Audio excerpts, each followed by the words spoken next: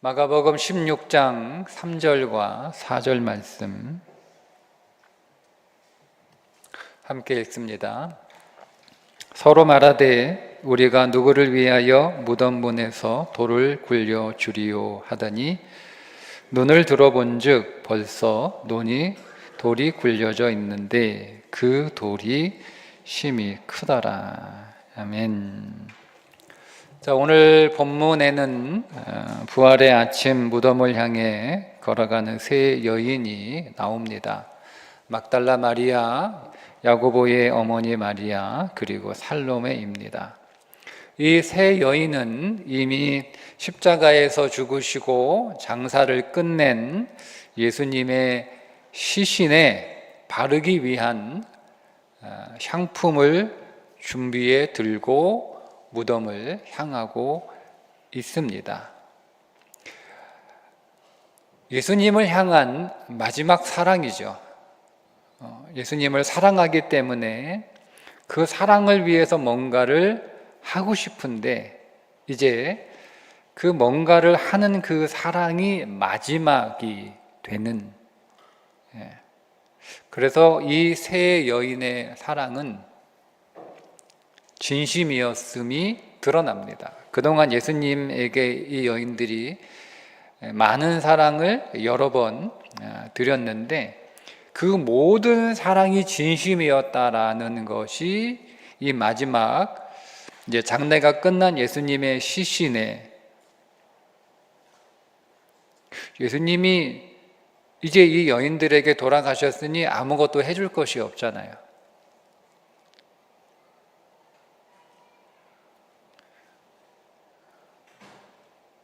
이미 죽은 시체 위에 향품을 바른다고 해서 뭐가 더 나아지는 것도 아니잖아요. 그러니까 어떤 목적도 없고 어떤 계산도 없이 정말 예수님을 사랑했고 그 사랑한 예수님이 돌아가셨는데 이제 더 이상 그 예수님에게 자기의 사랑을 드릴 수 없게 되니까 시신이 더 부패하기 전에 우리가 예수님께 드릴 수 있는 사랑이 무엇일까? 그래서 향품을 잘 준비해서, 값비싼 향품이었겠죠. 그 향품을 잘 준비해서 무덤으로 가고 있는 거예요. 근데 문제는 뭐냐면 그 무덤이 굳게 닫혀 있는 무덤이라는 거죠. 그래서 가면서 이렇게 서로 얘기해요. 누가 우리 위해서 무덤에서 돌을 굴려줄까? 이렇게 걱정하면서, 왜냐하면 무덤이 열려 있을 일은 없고 그 무덤을 열자니 자기들만의 힘으로는 불가능하고 누구에게 도움을 구하자니 도움을 구할 수 있는 한때 예수님 곁에 있었던 제자들은 다 도망가고 흩어지고 없고 설사 있다고 하더라도 십자가 처형을 당한 자의 무덤을 열어달라고 부탁을 해도 그것을 들어줄 사람이 없으니 향품을 가지고 가봐야 그것을 사용할 수 없는 가능성이 거의 100%인 상황에서도 사랑을 하기 위해서 향품을 준비하여 들고 가고 있다는 것. 이게 사랑이에요. 여러분, 사랑은 가능성을 따지지 않습니다. 사랑은 목적도 따지지 않고 사랑을 하면 내가 얼마를 더 받을까 계산도 하지 않지만 내가 사랑할 수 있을까를 따지지도 않습니다. 사랑을 가능성을 따진다는 것 자체가 그만큼 우리의 사랑이 아직 연약하다라고 하는 증거입니다.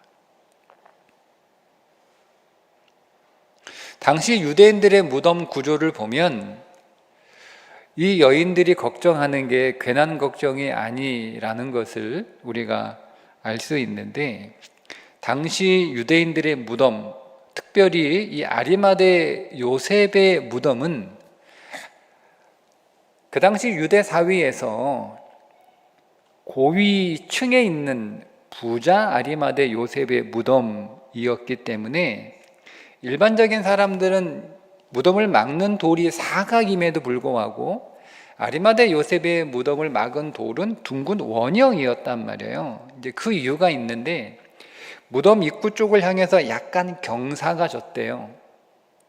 그래서 약 1.2m에서 1.5m 정도 되는 돌, 무게로는 적게는 1톤, 많게는 2톤까지 나가는 그 거대한 돌을 약간 경사가 진 무덤물을 향해서 이렇게 밀어 무덤물을 막을 때는 약간 경사가 졌으니까 수월하게 막을 수 있었는데, 그 무덤 문을 막은 그 육중한 돌을 다시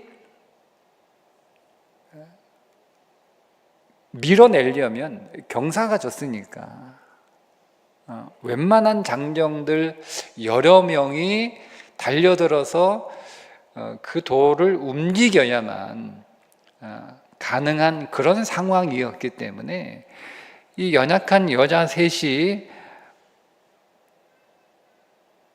도저히 그 닫힌 무덤의 돌을 밀어낼 수 없는 상황이었으니 그들이 괜히 걱정하는 건 아니었단 말입니다. 그래서 누가 우리를 위하여 돌을 굴려줄까? 이렇게 얘기를 하면서 무덤을 향해 가고 있는 거예요.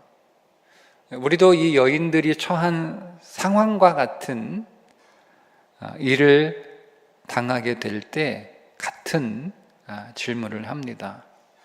이 문제에서 누가 날 도와줄까? 이 병을 어떻게 고칠 수 있을까? 이 돈 문제를 어떻게 해결할 수 있을까?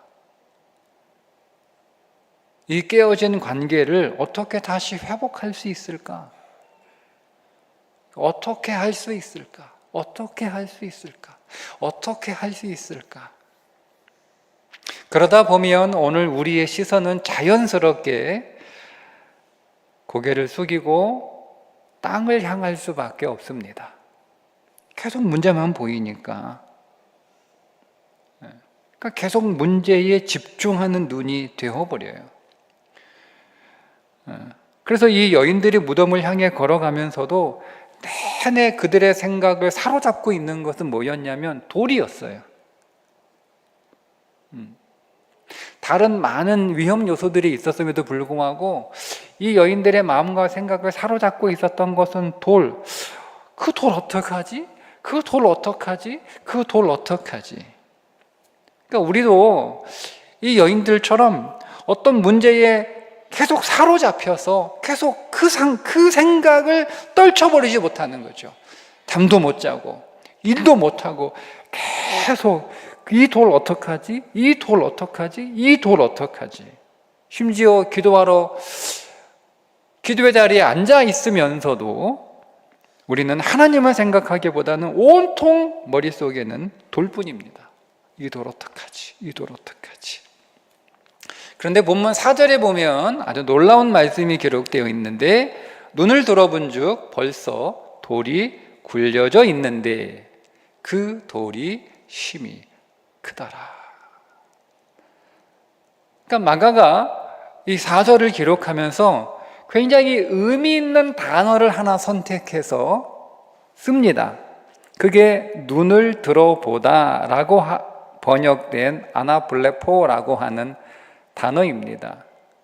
이 단어는 신약 성경에서 보통 두 가지 의미로 사용되는 단어인데, 오늘 우리 성경에 번역된 대로 눈을 들어보다, 위를 쳐다보다 라고 하는 단어, 그런 의미의 단어이면서 또 하나는 비유적으로 쓰이는데 잃었던 시력을 회복하다라는 뜻으로도 사용되는 단어입니다. 마가가 왜 하필 많은 단어 가운데 이 단어를 선택해서 사용했을까? 성경은 굉장히 절제된 단어를 사용한다라고 말씀을 제가 드린 적이 있습니다. 그러니까 그 모든 단어들은 다 이유가 있는 단어들이에요. 이유가 있는, 그러니까 우리가 그 이유를 다 찾지 못할 뿐이지 성경의 모든 단어들은 심지어 저만화까지 다 어떤 분명한 이유와 목적을 가지고 사용돼서 기록된 성경이기 때문에 마가는 왜 이 단어를 선택했을까?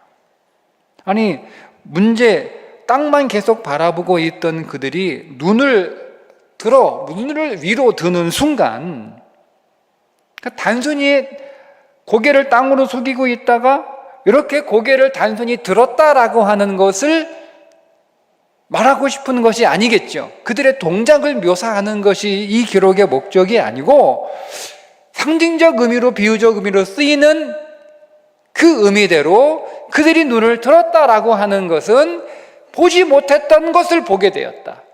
곧 시력이 회복되었다는 거예요. 시력이 회복되었다. 그 말은 진짜 보아야 될 것을 비로소 보게 되었다는 거예요. 여러분들이 보고 있는 것이, 지금은 여러분 눈에 보이는 것이, 우리 눈에 보이는 그것이 진짜 우리가 봐야 될, 정말 내 눈에 보여줘야 될 것이 맞습니까? 아니, 우리의 시력으로 보인단 말이에요. 어떤 사물이 보이고 어떤 사건이 보이잖아요. 그러니까 우리 눈에 명백하게 보이는 이 사건과 이 사물이 내 눈에 보이는데, 내 눈에 보이는 이 사건과 이 사물이 실제로 내가 보아야 될 사건이고 사물이냐는 거예요. 어쩌면 우리는 지금 내 눈에 보이는 사건도, 내 눈에 보이는 사물도, 심지어 내 눈에 보이는 사람도 사실은 오늘 우리는 제대로 보고 있지 못하고 우리가 가려진 것을 보고 있는 것은 아닌가. 그런데 그것을 정확하게, 제대로, 온전하게 보게 하는 것이 뭐냐? 그게 기도라는 거예요, 오늘 본문은. 그럼 기도는 뭐냐? 기도는요, 눈을 드는 거예요. 시선을 바꾸는 거예요. 기도는 땅을 보다가 하늘을 보는 것이고, 기도는 문제를 보다가 그 문제보다 크신 하나님을 보는 것이고, 기도는 우리 눈에 보이는 어떤 사건이 가지고 있는 그 현상을 보는 게 아니라 그 현상 속에 담겨진 본질을 보는 것이고, 그게 다 뭐가 하는 거냐? 그게 기도가 하는 거예요, 기도가. 그런데 오늘 본문에 보면 여인들이 기도했다는 내용은 없잖아요. 그냥 자기들끼리 얘기했다는 것만 나오잖아. 야, 우리 향품을 들고 가서 예수님 마지막 사랑인데 예수님 돌아가셨지만 그 몸에 우리 향품을 좀 발라야 되지 않겠니? 그거 우리 하자. 가면서 향품을 뭐 잘 준비했어? 얼마나 준비했어? 뭐 준비했어? 뭐 이렇게 얘기하는 거야. 근데 돌은 어떡하지? 일단 한번 가보자. 어떻게 되겠지?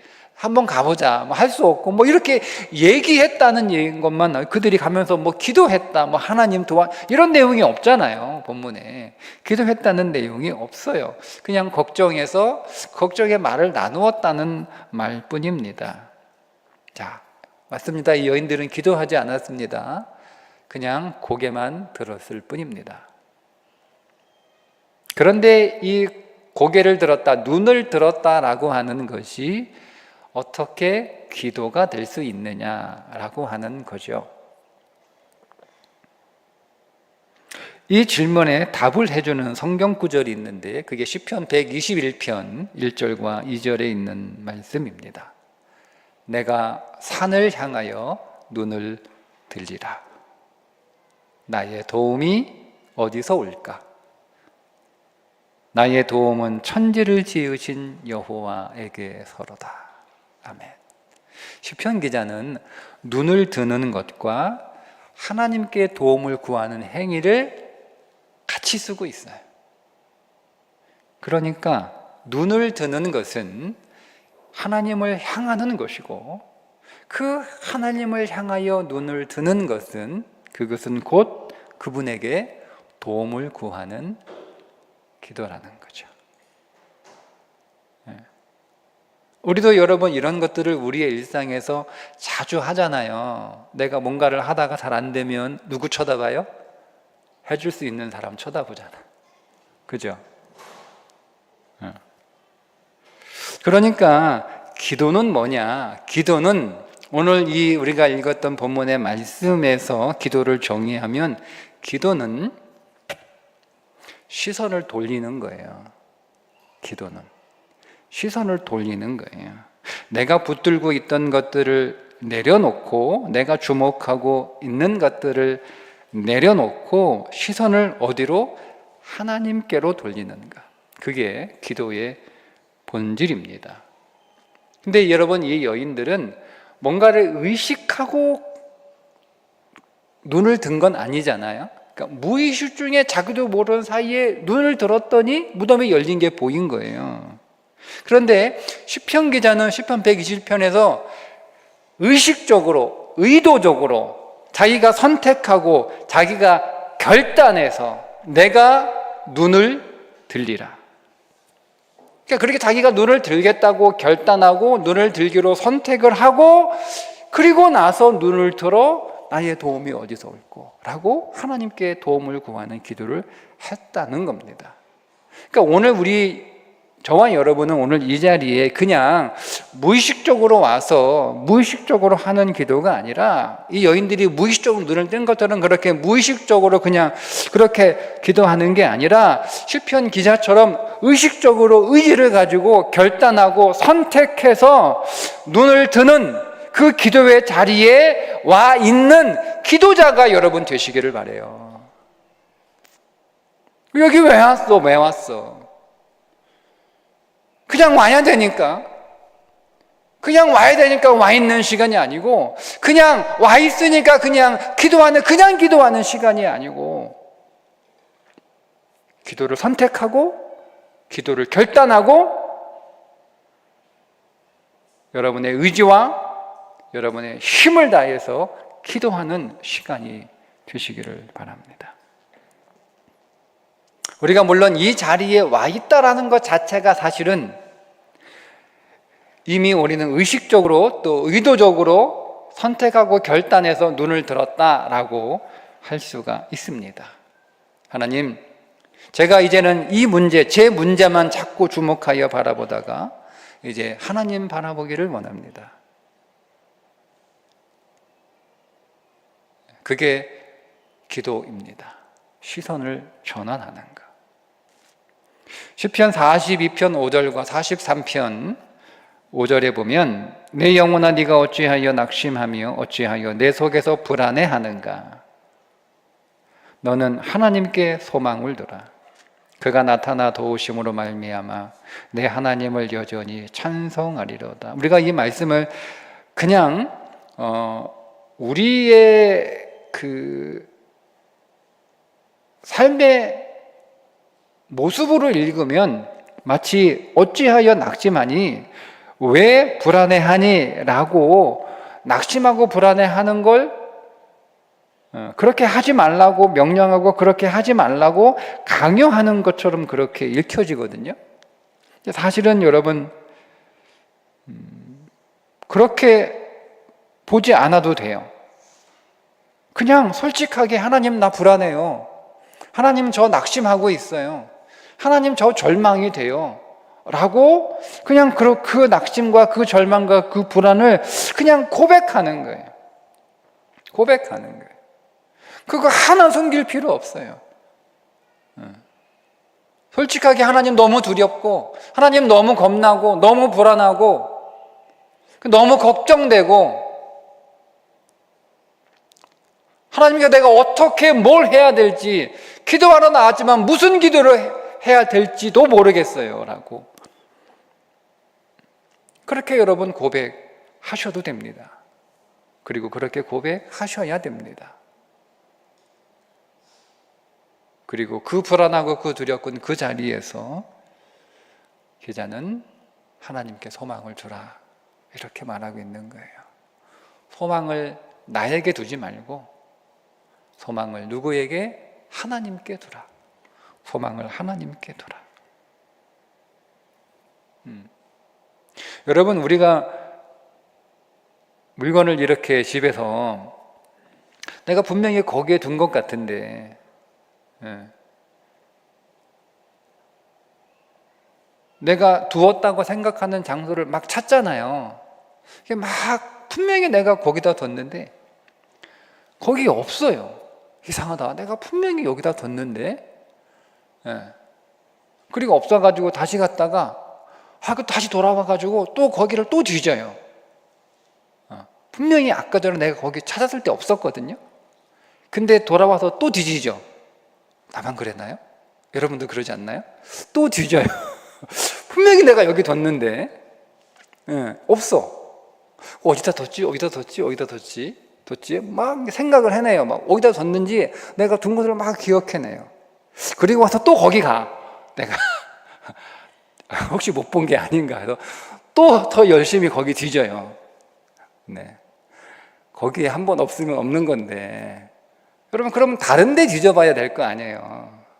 근데 다른 데 뒤져볼 생각은 안 하고 이미 없다고 확인된 그것을 여러분 계속 뒤지고 있다 라고 한다면 그건 좋은 방법은 아니잖아요.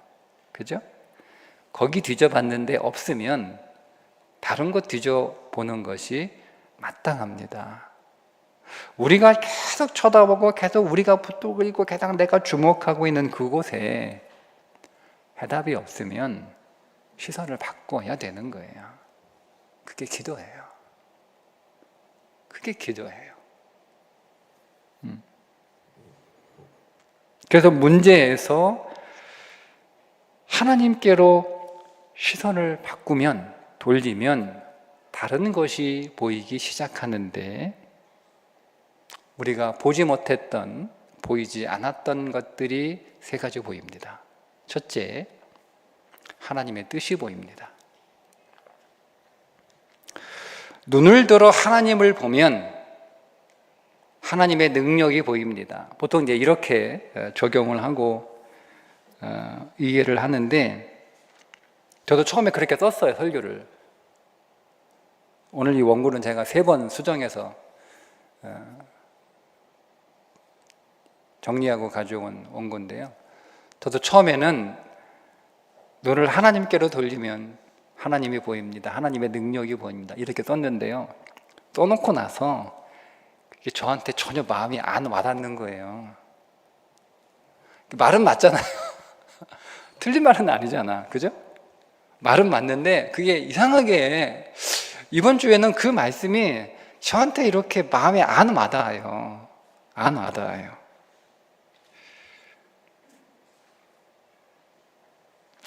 여인들이 눈을 딱 들었는데 돌이 굴려진 게 보였다고 지금 말씀하고 있잖아요. 그래서 우리도 기도를 시작하면 하나님이 응답을 준비하고 계시다. 맞죠? 그죠? 아니면 우리가 어떤 문제의 해결을 발견하기도 전에 하나님이 이미 해결의 문을 열어놓고 계시다. 그 말 맞잖아요. 그죠? 근데 이것도 저한테 마음에 안 와닿는 거예요. 맞는데 저한테는 이상하게 이 설교를 준비하면서 계속 이 마음에 안 와닿아요. 머리로 쓰고 있다는 걸 제가 자신이 알고 있어요. 그래서 제가 머리로 쓸까? 나는 마음에 안 와닿는 건 제 개인적인 상황이니까 여러분들은 또 마음이 와닿을 수도 있잖아. 그죠? 그래서 제가 고민을 했어요. 나는 마음이 와닿지 않지만 이 설교를 듣는 우리 성도들은 또 마음이 와닿을 수 있으니까 기도하면 하나님 보입니다. 기도하면 하나님의 능력이 보입니다. 시선을 돌리면 위대하신 하나님이 보입니다. 여러분, 기도하면 이미 하나님이 그 문제를 해결해 놓고 응답할 준비를 하고 계십니다 라고 기도할까? 설교할까? 아니면 저는 이 말씀이 와닿지 않습니다. 그래서 다시 묵상을 했어요. 다시 이 말씀이 내게 주시는 메시지는 뭘까? 저는 여러분들에게 설교하기 전에 저한테 먼저 설교하거든요. 저한테 한 설교를 제가 듣고 여러분들에게 하는 거예요. 질문했어요. 물론 하나님이 우리를 위해서 언제나 먼저 일하시고, 언제나 하나님은 우리를 위하여 모든 것들을 예비하시고 준비하고 계신 것은 부인할 수 없는 엄연한 사실입니다. 그런데 우리는 연약한 존재이기 때문에 대개 그 결과를 보기 전까지는 이것이 믿어지지 않아요. 그 결과를 보고 나서야 그때 비로소 하나님이 일하셨군요. 하나님이 그때 일하고 계셨군요. 하나님이 이미 준비해 놓고 계셨군요 라고 우리는 알지 않나요? 대개 다 결과가 끝나고 난 뒤에, 어떤 결과가 나타나고 난 뒤에서야, 그제서야 그 당시에 못 보던 게 지금 보이는 거예요. 근데 지금 어쩌면 어떤 결과가 다 끝나고 정리된 분들도 계시겠지만, 또 어떤 분들은 그 문제의 어떤 과정 가운데 계신 분이 계실 거 아니에요. 그런 분들에게 이 설교는 어떻게 적용해야 되지? 라고 생각을 하다가, 하나님이 보인다라고 하는 것은 저에게는 이렇게 들렸어요. 하나님이 보인다는 것은 하나님의 뜻이 보인다는 거야. 그래서 적용을 다시 달리 좀 해봤어요. 여러분, 기도하면 하나님의 뜻이 보입니다. 하나님의 뜻을 아는 것이 왜 중요하냐면, 여러분, 그 문제에 대한 하나님의 뜻이 보이면 그 문제의 본질이 보입니다. 내가 겪고 있는 이 문제의 본질이 뭘까요? 이게 중요하거든요. 이 문제가 어떤 문제냐, 그 문제가 어떤 모양과 어떤 외형을 가지고 지금 내게 일어났느냐라고 하는 건 사실은 그렇게 중요하지 않아요. 이 문제의 본질이 뭐냐는 거죠. 내 질병의 본질이 뭐냐는 거예요. 내 아픔의 본질이 뭐냐는 거예요. 내 재정 문제의 본질이 뭐냐는 거죠. 우리의 깨어진 관계의 그 본질이 뭐냐는 거예요. 내가 지금 스트레스 받고 지금 내가 고민하고 있는 이 문제의 본질이 뭐냐, 그게 사실 중요한 거거든요. 근데 그 본질은요, 하나님의 뜻을 알게 될 때 비로소 그 본질이 보여요. 하나님의 뜻을 알지 못하면 그 문제의 실체가 무엇인지를 볼 수 없어요. 그냥 겉으로 보여지는 외형만 보이는 거예요. 그래서 하나님의 뜻을 보는 것이 굉장히 중요합니다. 그래서 기도하게 되면 첫 번째, 여러분, 하나님의 뜻이 보입니다. 두 번째, 하나님의 뜻이 보이면 그 다음 그 문제의 본질이 보입니다. 문제의 본질이 보인다는 것은 어떤 의미냐면 이 문제의 크기가 보인다는 뜻이에요. 우리는요, 그 문제의 본질을 알기 전까지는요, 그 문제가 엄청나게 큰 일로 보이는 거예요. 오늘 이 여인들이 그 무덤을 막고 있었던 분명히 얘기하잖아요. 큰 돌이라고 얘기하잖아요. 그 엄청나게 큰 돌의 본질이 무엇인지를 알지 못할 때는요, 그냥 무덤을 가로막고 있는, 자기들이 예수님을 사랑하는 그 사랑을 표현하는 그것을 막는, 그냥 엄청나게 큰 문제로밖에 보이지 않잖아요. 그렇게만 보이는 거예요. 근데 여러분, 본질을 깨닫고 나면 비로소 이 문제의 크기가 보입니다.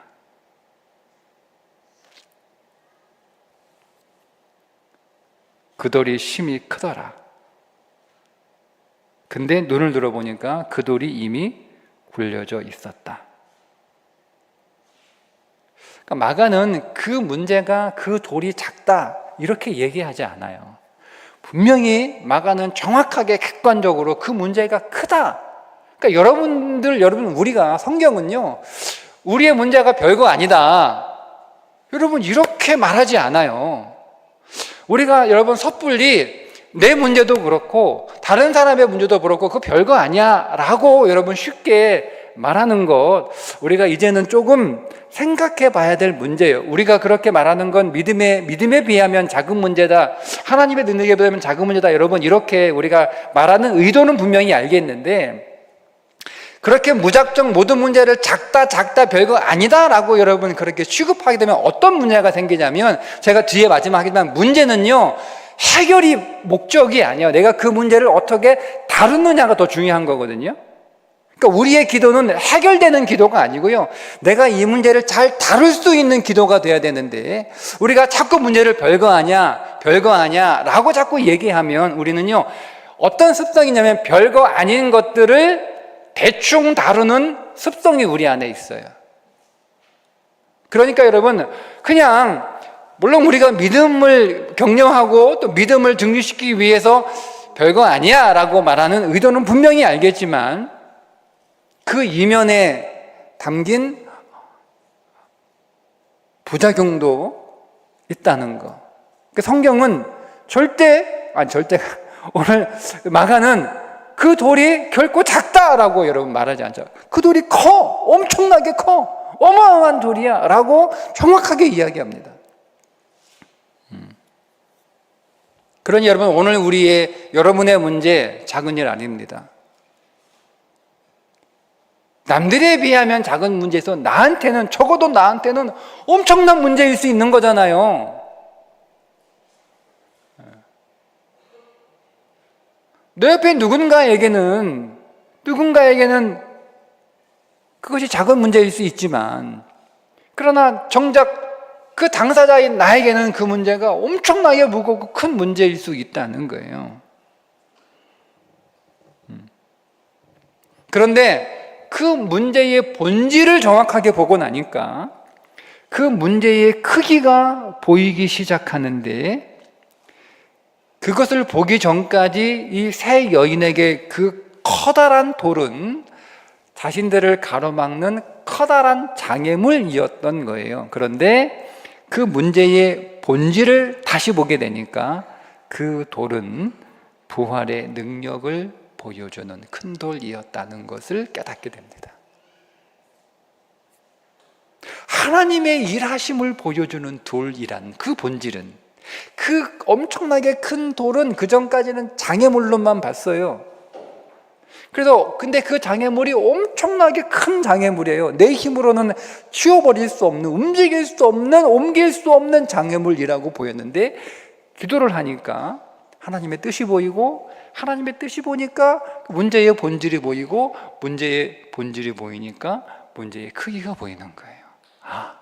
이 문제는 부활의 능력, 그러니까 이 문제의 크기와 부활의 능력이 비례한 거죠. 이 문제의 크기와 하나님의 일하심이 비례하는 거예요.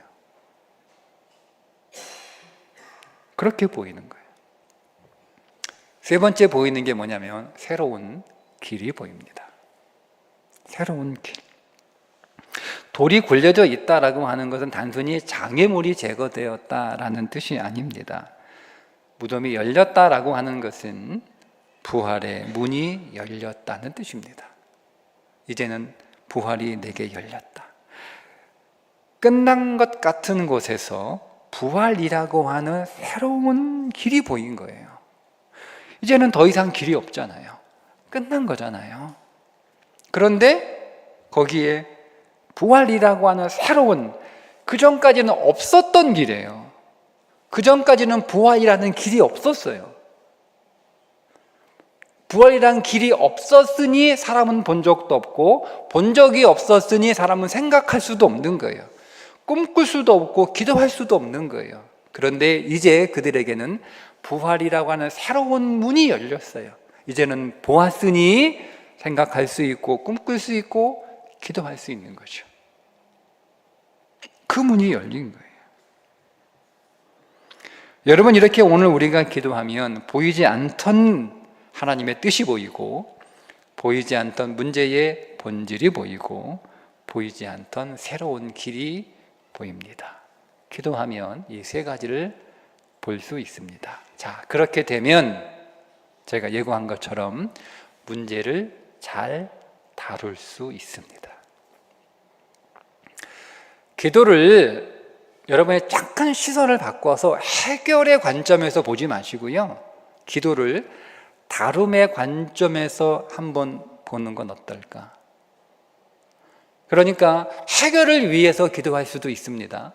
해결을 위해서 기도하지 마라. 해결을 위한 기도는 온전한 성숙한 좋은 기도가 아니다, 이런 건 아니에요. 분명히 우리에게 해결을 위한 기도가 필요하고 해결을 위한 기도를 우리에게 가르쳐 주셨으니까 해결을 위한 기도는 분명히 있습니다. 근데 저는 조금 다르게 한번 이 말씀을 적용해 보고 싶은데, 기도는 해결도 있지만 문제를 다루는 것도 있다라고 한번 적용해 보고 싶어요. 뭐가 좀 다르냐면, 해결은요, 문제가 사라지는 거잖아요. 그러니까 문제가 사라지면 끝나는 거예요. 그게 해결이에요. 질병이 사라졌어요. 어떤 문제가 사라졌어요. 어떤 장애물이 사라졌어요. 끝! 그 이상은 없어요. 근데 여러분, 다룬다는 것은 그 문제를 내게 유익하게 만든다는 뜻입니다.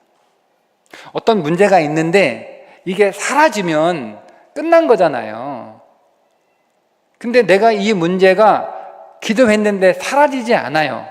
근데 이제는 그 문제를 내가 다룰 수 있게 되었어요. 왜? 그 문제에 하나님의 뜻과 본질과 그 문제를 통하여 내게 열린 새로운 길들이 보이니까 이제는 그거를 내가 다룰 수 있는 안목이 생긴 거잖아요.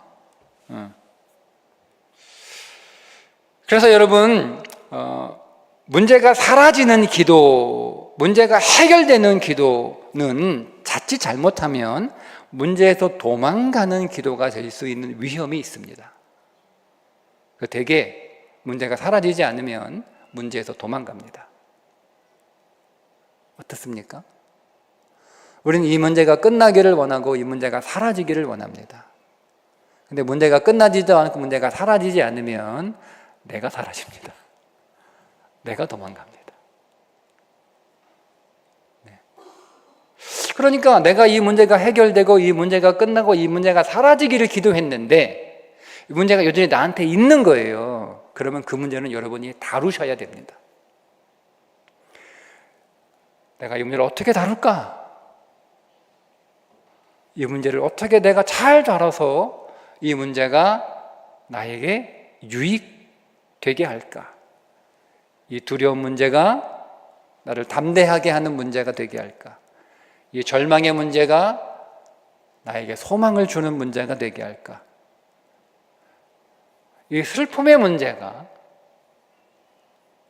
내게 기쁨이 되는 문제가 되게 할까?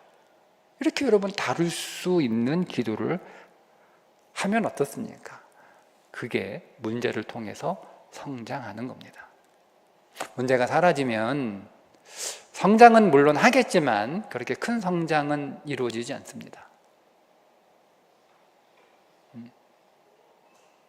그러나 문제를 여러분들이 다룰 수 있게 되면 여러분들은 반드시 성장합니다.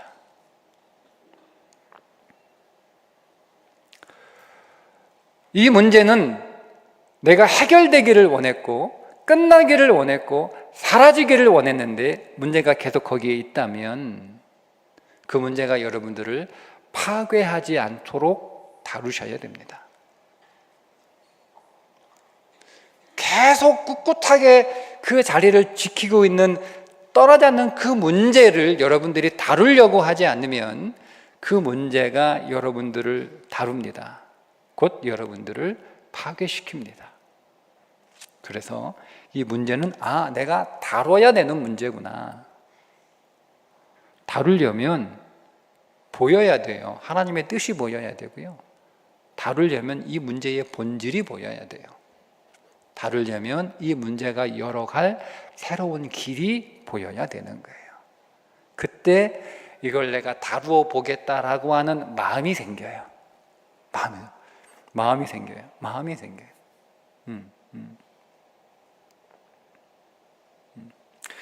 제가 이번에 총회 가서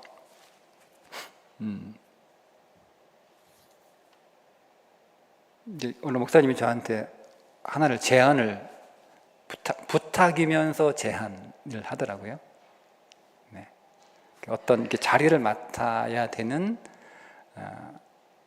상황에서 이제 저한테 부탁을 했어요. 제가 두 가지 마음이 생겼어요. 하나는 도망가고 싶다. 도망가고 싶다. 되게 타겟이 되는 자리거든요. 700명 앞에서 타겟이 될 수 있는 자리. 네. 제가 여기 있는 사람도 다 무서운데 700명 앞에서 내가 타겟이 될 수 되는 자리가 보통 겁나는 게 아니에요. 네. 그리고 보통 그 자리를 맡게 되는 사람들은요, 5년, 6년, 7년의 그곳에서 계속 이렇게 섬겼던 분들, 잘 알고 있는 분들이 보통 그 자리를 맡는데, 저는 올라가자마자 별로 생각 없이 이렇게 써낸 부서거든요. 근데 이제 갑자기 저한테 왔어요. 근데 고민했어요. 이 고민한 거예요. 기도하면서, 하나님, 편한 길과 힘들지만 제가 성장하는 길이 있는데 제가 어느 길로 가야 될지 모르겠어요. 어느 길로 가야 될지 모르겠어요. 기도했어요. 그러니까 하루 종일 이제 그게 이제 그 수요일 날 그 얘기를 들었는데, 아니 월요일 날 그 얘기 화요일 날 들었구나. 화요일 날 그 얘기를 들었는데, 화요일 계속 그게 이제 계속 회의를 해야 되는데 계속 그게 제 마음에 떠나지 않는 거예요. 밥을 먹어도 밥을 맛있게 먹어야 되는데 자꾸 그게 떠나지 않고, 저녁에 이제 회의 끝나고 9시 반, 10시에 숙소에 들어와서 다 잠을 자려고 하는데도 그게 계속 머리에 맴돌고 계속 기도하는 수밖에 없잖아요. 근데 이제 저는 늘 이제 그런 경험들이 있으니까 기도하면 하나님이 반드시 그 상황들을 내가 의도하지 않게 하나님이 만들어 내실 거라는 생각을 제가 갖고 있거든요. 그래서 하나님, 제가 기도하면 뭐 제가 결정하는 게 아니고 이건 아마 제가 그 문제에서 제가 선택될 것 같다라는 생각이 들었어요. 그러니까 선택을 되든 선택이 안 되든 선택하는 거, 선택이 되는 거잖아요. 아직 결론은 저한테 선택이 안 왔어요. 안 하겠다고 하는 분이 갑자기 마음이 바뀌어가지고 하겠다고 그래가지고, 그럼 오케이, 당신이 하세요라고 이렇게 했는데, 어쨌든 그 전에 제 마음은 두 가지였어요. 피할 것인가, 성장할 것인가. 굉장히 힘들고 어려운 과정이지만 제 안에는요, 성장에 대한 기대가 딱 생기니까 한번 해보지 뭐. 한번 해보지 뭐. 네. 그럼 내가 성장할 수 있잖아. 욕도 먹고 혼도 나보고 실수도 하고 하면서 내가 더 준비하고 공부하고 물어보고 뭐 이렇게 해서, 그럼 내가 남들이 5년, 6년에 성장할 것, 나는 그냥 더 세게 맞아가지고 이 기회에 그냥 확 성장해버리면 되지. 그리고 성장하고 난 뒤에 저의 이제 모습들을 딱 이렇게 떠올리면서 그때 제가 섬길 수 있는 사역들이 싹 이렇게 보이는 거예요. 근데 겁나지만 그게 보이니까 선택이 되면 거절하지 않고 내가 받아들여야겠다, 이런 마음이 생긴 거예요. 보이니까. 힘든데요, 성장이 보이니까 할 마음이 생겨요. 네. 여러분, 그래서 보는 게 되게 중요한 거예요. 보는 게. 일단은 딱 보이면 이거 내가 한번 다뤄봐야겠다. 도망가지 말고 한번 내가 이 문제를 다뤄봐야겠다. 어떻게 하면 잘 다룰까? 어떻게 하면 잘 다룰까? 어떻게 하면 여러분 잘 다룰까요? 방법은 기도밖에 없습니다. 왜냐하면 똑같은 문제도요, 사람에 따라 다루는 방법이 달라집니다. 똑같은 문제인데도요, 어제의 그 문제가 오늘이 되어버리면 오늘 그 문제를 다루는 방법이 달라집니다. 똑같은 문제가 장소에 따라 달라집니다. 저는 그래서 가면 갈수록 어떤 그 마음들이 계속 그 저의 마음 안에 이게 크게 있냐면, 모든 일 가면 갈수록 문제가 쉬워져야 되는데 그렇지 않더라고요. 갈수록 문제가 어려워진다. 그러니까 문제 자체는 똑같은 문제인데요, 이 문제가 계속 변신을 하는 거예요. 그러니까 이 문제가 1년 전에 그 문제가 1년 후에 그 문제가 다루는 게 달라졌어요. 그러니까 제가 그 문제를, 어떤 문제가 있으면 그 문제를 대할 때마다 늘 그 문제 앞에 겸손할 수밖에 없고, 그 문제에게 진지할 수밖에 없고, 그 문제 앞에서 조심할 수밖에 없는 거예요. 그 별거 아니야. 이게 자신감이 아니고요, 잘 몰라서 하는 소리예요. 세상에, 제가 다음 주 설교할 건데요, 인생이 결코 쉽지 않아요. 세상에 쉬운 문제, 작은 문제 없어요. 내가 그 일을 계속 했다고 하더라도 우리가 마음 놓을 문제에 인생이 없더라고요. 그러니까 방법은 그래서 기도밖에 없어요. 그러니까 늘 그 문제를 기도로 다루는 거예요.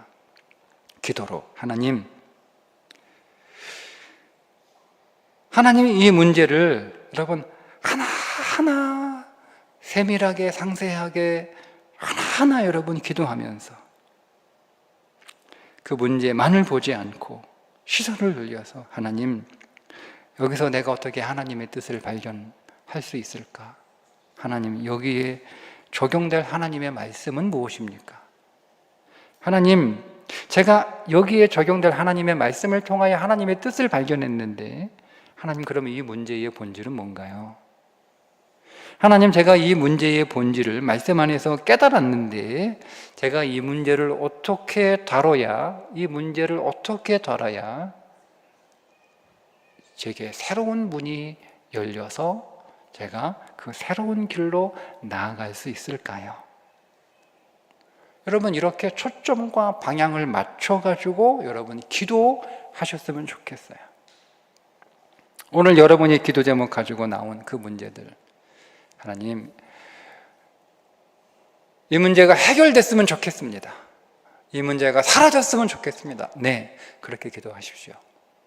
그런데 그렇게 오랫동안 기도하셨는데 혹시 계속 여러분의 인생 안에 나가라고 해도 안 나가고 계속 여러분 인생 안에 계속 그렇게 고집스럽게 죽치고 앉아 있다면, 그러면 한번 다뤄볼 마음으로 기도해 보세요. 하나님, 이 문제 제가 한번 다뤄보겠습니다. 하나님, 내가 이 문제를 잘 다뤄서 이 문제를 통하여 제가 성장하고 제가 더 삶에 유익이 되는 하나님의 선물로, 하나님의 은혜로 하나님 삼고 싶습니다. 하나님의 뜻은 무엇인가요? 하나님 말씀해 주세요. 하나님, 이 문제의 본질은 무엇인가요? 하나님 깨닫게 해주세요. 하나님, 이 문제가 제 인생을 열어갈 새로운 문은 무엇인가요? 보여주세요. 오늘 그렇게 우리 함께 기도하겠습니다. 하나님, 감사합니다. 말씀을 통해 오늘 기도의 초점과 방향 알려주셨으니, 하나님, 오늘 기도할 때 성령께서 우리가 처한 이 문제가 내게 주는 하나님의 말씀을 들려주옵소서. 주신 그 말씀으로 이 문제의 본질을 깨닫게 하시고, 또 그 깨달음으로 우리 안에 새롭게 열리는 그 부활의 문을, 그 부활로 가는 길 하나님 잘 걸어가게 하여 주옵소서. 예수님의 이름으로 기도합니다. 아멘.